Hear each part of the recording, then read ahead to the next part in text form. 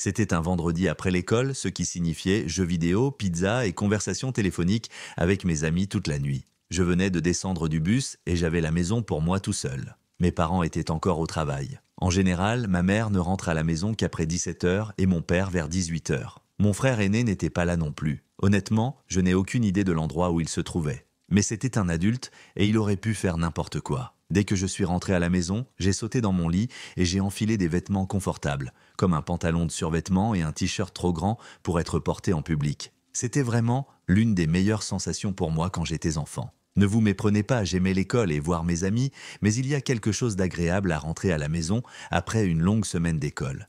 J'allais dans une école catholique, le code vestimentaire était donc très strict. C'est pourquoi, dès que je rentrais à la maison, j'aimais changer de vêtements. Maman se fâchait aussi si je portais mes vêtements d'école à la maison. Quoi qu'il en soit, j'ai pris ma douche habituelle, je me suis un peu détendu et j'ai mangé quelques snacks en attendant que mes amis se connectent pour que nous puissions jouer à des jeux vidéo. Ma mère est rentrée un peu plus tôt que prévu et elle m'a dit qu'elle et mon père allaient aller à une sorte de fête à quelques heures d'ici. Mon père est arrivé peu après ma mère. J'étais ravi qu'ils aillent à une fête parce que cela signifiait que j'aurais la maison pour moi tout seul toute la nuit. Mes parents sont partis vers 19 heures, ils m'ont dit d'être prudente et m'ont serré dans leurs bras avant de partir.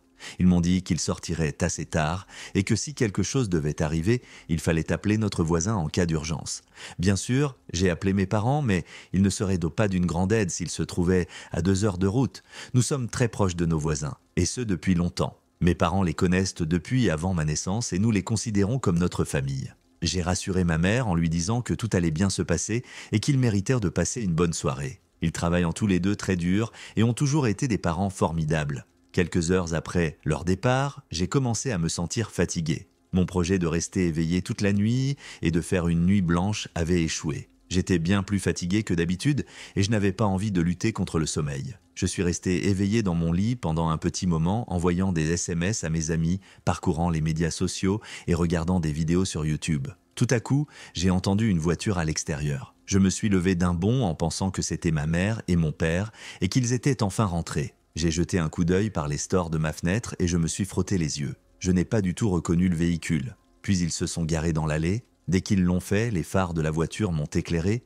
et j'ai rapidement détourné la tête de la fenêtre. Qui diable se trouve chez moi en ce moment? J'ai appelé ma mère, mais elle n'a pas répondu. Au début, je me suis demandé si mes parents n'avaient pas trop bu et s'ils n'avaient pas demandé à quelqu'un de les raccompagner, mais je me suis dit que c'était très peu probable, car ils n'étaient pas de grands buveurs. J'ai jeté un coup d'œil à travers les stores pour voir à peine à l'extérieur, tout en essayant de passer inaperçu. Quelques secondes plus tard, la voiture a fait tourner son moteur, est sortie de l'allée, a démarré en trombe et a continué à descendre notre rue. Nous vivons sur une route secondaire dans un très petit lotissement. Il n'y a que 3 rues dans tout le quartier et ma rue ne compte que 8 ou 9 maisons. Si vous approchez de notre maison, nous sommes l'avant-dernière maison sur le côté droit de notre rue et notre rue est un cul-de-sac. J'ai pensé qu'ils étaient peut-être ivres ou défoncés et qu'ils essayaient de comprendre où ils allaient ou quelque chose comme ça. Oh, cela n'aurait pas pu être plus éloigné de la vérité. Ils savaient exactement ce qu'ils faisaient et n'étaient absolument pas perdus. Je m'en suis rendu compte environ 20 minutes plus tard. Tout ce que j'ai pu voir, c'est que la voiture se dirigeait vers le bout de la rue, là où le cul-de-sac rejoint le sentier boisé sombre. Je ne pouvais pas voir aussi loin de ma fenêtre ni d'aucune autre fenêtre de la maison, et je n'allais certainement pas sortir pour enquêter. Je me suis rendu compte que ce genre de choses peut arriver de temps en temps. Lorsque quelqu'un se gare dans votre allée, parce qu'il a peut-être besoin de faire demi-tour ou de s'installer, ou pour une dizaine d'autres choses qu'il pourrait faire. Mais j'ai eu un sérieux et horrible sentiment de déchirement à ce sujet. Il n'y a jamais eu beaucoup de circulation dans notre rue, et c'était tard dans la nuit, et comme j'étais seul à la maison, j'étais inquiète. Il s'est écoulé suffisamment de temps pour que j'oublie la voiture et que je m'endorme presque quand, tout à coup, j'ai entendu quelqu'un crier dans la maison. Il m'a fallu quelques minutes pour réaliser ce qui se passait, tellement j'étais surpris et encore à moitié endormi. Quelqu'un s'était introduit dans notre maison, j'ai sauté du lit plus vite que je ne l'aurais cru possible. Je jure que je pouvais littéralement entendre les battements de mon propre cœur. C'est dire à quel point j'étais paniqué. Je devais agir vite et je savais que le temps passait. Ma seule option était de courir. Je n'avais rien pour me débrouiller seul et je n'avais nulle part où me cacher. Notre maison est assez petite par rapport à une maison américaine moyenne, alors je savais que ce n'était qu'une question de minutes avant que l'intrus ne me trouve vulnérable. Mais si j'avais de la chance, il pouvait franchir la porte de ma chambre à tout moment. Et je savais que ma mère avait enfin commencé à me rappeler et que mon téléphone avait sonné. Je n'ai pas répondu parce que je ne voulais pas alerter l'intrus. Je priais Dieu pour que celui qui était à l'intérieur avec moi n'entende pas mon téléphone sonner. J'ai couru jusqu'à ma fenêtre, j'ai ouvert les stores et j'ai essayé d'ouvrir ma fenêtre pour me mettre à l'abri. Mais pour une raison ou une autre, je n'ai pas réussi à l'ouvrir. Je n'avais jamais ouvert ma fenêtre auparavant et elle était verrouillée. Mais je n'arrivais pas à la déverrouiller. J'avais beau essayer de tourner le levier, il ne bougeait pas. Je savais que j'étais dans le pétrin. Je devais désespérément gagner du temps avant que l'homme ne me trouve seul. J'ai fait glisser ma commode sur le sol et l'ai placée devant la porte pour faire office de barricade. Et j'espérais que cela suffirait à l'empêcher d'entrer dans ma chambre s'il essayait. Je n'avais pas de placard dans ma chambre, donc le seul endroit où je pouvais me cacher était sous mon lit. Je pensais que c'était trop évident et que ce serait probablement le premier endroit où quelqu'un regarderait, mais je n'avais pas d'autre choix. J'ai entendu des pas sur le sol dur et boisé, marchant dans le couloir vers ma chambre, et puis un coup fort et agressif a suivi le bref moment de silence. Il a frappé si fort, et cela m'a fait tellement peur que j'ai dû me couvrir la bouche avant de laisser échapper un cri désespéré. Puis, il a commencé à jouer avec la poignée de la porte, essayant d'entrer, mais en vain. Il a alors commencé à me parler « Je sais que tu es là, et si tu me laissais entrer pour que ce soit 10 fois plus facile pour nous deux ?» Pendant que j'étais sous le lit, j'ai réussi à sortir mon téléphone et à appeler la police. Par chance, il y avait un officier à 1 ou 2 kilomètres de là et il est arrivé en quelques minutes. Mais ces minutes m'ont paru interminables.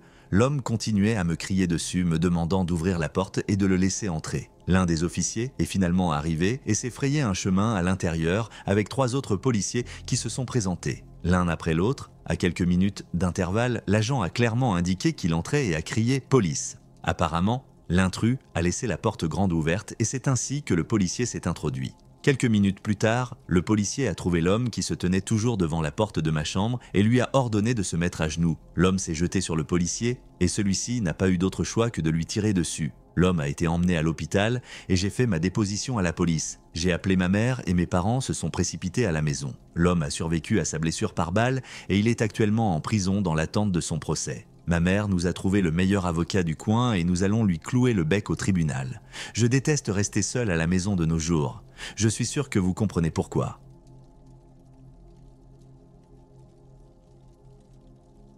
Il y a des années, mes parents ont transformé leur garage en une grande chambre à coucher et c'est là que nous jouions tous aux jeux vidéo et que mes parents organisaient des fêtes. J'avais environ 10 ans et c'était seulement la 2e ou 3e fois que je restais seul à la maison alors que mes frères et sœurs étaient tous absents pour une raison ou une autre. Naturellement, j'étais debout toute la nuit à jouer sur notre PS2 et à m'amuser comme un fou. Je ne sais pas à quelle heure, mais assez tard dans la nuit, j'ai soudain entendu quelqu'un frapper à la fenêtre.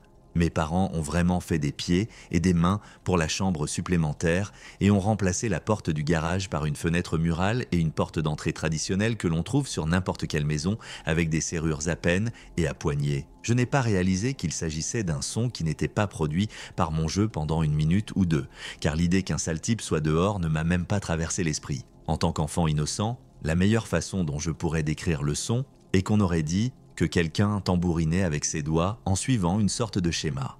1, 2, 3, 4, puis à nouveau, mais très rapidement et sans s'arrêter. Sérieusement. Ce son a continué pendant environ 5 minutes. J'ai finalement réalisé que le son ne provenait pas de mon jeu. Lorsque la poignée de la porte a cliqué, j'ai paniqué et je me suis faufilé jusqu'à la porte pour vérifier les serrures. Elles étaient toutes deux déverrouillées, mais la porte avait tendance à se bloquer et à faire comme si elle était verrouillée, à moins que vous ne fassiez beaucoup d'efforts. J'ai verrouillé les 2 serrures bruyamment pour que la personne de l'autre côté sache qu'elle n'avait aucune chance d'entrer, puis j'ai entendu un soupir écrasant d'un homme âgé suivi d'un rire vraiment dérangeant. Les coups se sont ensuite multipliés.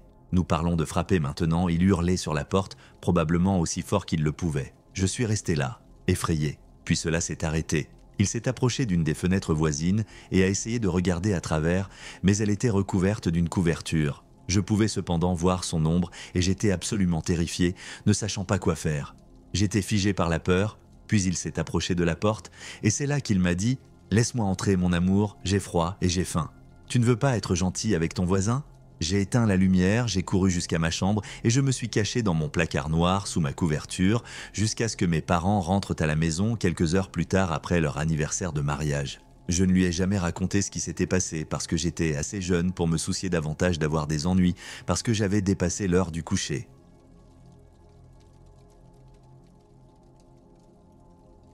L'année dernière, je louais une maison dans une petite ville minière de Virginie, économiquement déprimée. Je vivais seul. Lors d'une des premières nuits chaudes du printemps, Je me suis endormi dans mon salon sur mon fauteuil inclinable, mais j'ai été désagréablement réveillé vers 4 heures du matin par le bruit de la poignée de ma porte qui tournait. Je me suis dit que quelqu'un avait dû se tromper d'adresse ou quelque chose comme ça, mais la poignée de porte continuait à tourner. Je n'avais pas de Judas ou de fenêtre pour voir qui était dehors. Alors je me suis approché de la porte de l'intérieur et j'ai crié « Hé, mauvais endroit !» La porte s'est alors mise à trembler violemment et une main a commencé à la frapper. Et sérieusement, dégagez de ma propriété, vous. Mauvaise maison. L'homme qui se trouvait de l'autre côté m'a alors grogné dessus et a commencé à faire des bruits bizarres et horribles, comme un animal sauvage. J'ai pris un couteau dans le tiroir de ma cuisine et j'ai appelé la police. 2 officiers sont arrivés, mais le temps qu'ils arrivent, la personne avait disparu. Les policiers m'ont fait le tour de la maison et l'ont cherché minutieusement, mais il n'y avait personne. Ils sont partis et la police m'a dit de rappeler si quelque chose se présentait. J'ai donc poursuivi ma journée et il était environ 5 heures du matin. Je ne me suis pas rendormi parce que j'étais trop anxieux à propos de toute cette situation. Plus tard dans la soirée, lorsque je suis rentré du travail, j'ai craint que quelqu'un ne soit entré par effraction. Ce n'était rien d'autre que mon anxiété, et je n'avais aucune raison de le croire. Mais la seule chose à laquelle j'ai pensé toute la journée au travail, c'est que cette même personne allait revenir. Lorsque je suis rentré chez moi, tout semblait normal. Aucun signe de quelqu'un, d'effraction ou de quoi que ce soit de suspect. Plus tard dans la nuit, vers 10 heures, j'étais allongé sur mon canapé en train de lire un de mes livres quand, tout à coup, j'ai entendu un bruit sourd et étrange. C'était très rapide mais assez fort. On aurait dit qu'il venait de l'intérieur, mais je n'en étais pas sûr.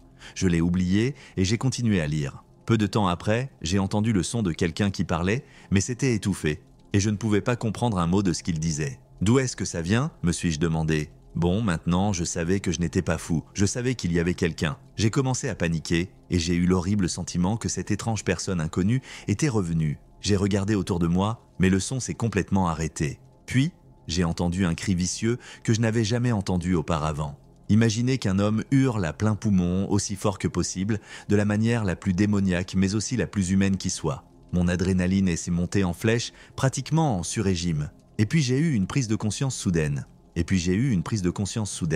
La seule chose qui m'est venue à l'esprit, c'est le vide sanitaire. Je voulais appeler la police, mais en même temps, je ne voulais pas avoir l'air stupide une fois de plus. J'ai donc décidé d'essayer de me débrouiller seul pour l'instant. Je suis sorti par la porte de derrière et j'ai fait le tour de la maison, car il m'aurait été plus facile d'entrer dans le vide sanitaire par l'extérieur que par l'intérieur. En fait, je n'avais jamais vu l'intérieur du vide sanitaire jusqu'à ce moment-là. Il y avait un type qui semblait dormir ou faire semblant de dormir ou quelque chose comme ça. Ou peut-être qu'il était juste sous l'emprise d'une tonne de drogue, ce qui, en y repensant, était sûrement le cas. J'ai réussi à contrôler ma frustration et je ne lui ai pas dit un mot. J'ai appelé la police immédiatement et je suis sorti du vide sanitaire. Je les ai attendus et lorsqu'ils sont arrivés, je leur ai montré l'homme dont je parlais. Les policiers l'ont sorti de là et l'ont envoyé à l'hôpital pour qu'il soit examiné, puis en prison. Cet homme vivait pratiquement sous ma maison depuis je ne sais même pas combien de temps. Il avait un sac de couchage, une lanterne et des réserves de nourriture. J'ai été horrifié lorsque j'ai découvert cela et je n'ai pas pu dormir pendant des semaines. Comment diable n'ai-je pas remarqué qu'il était là pendant tout ce temps ?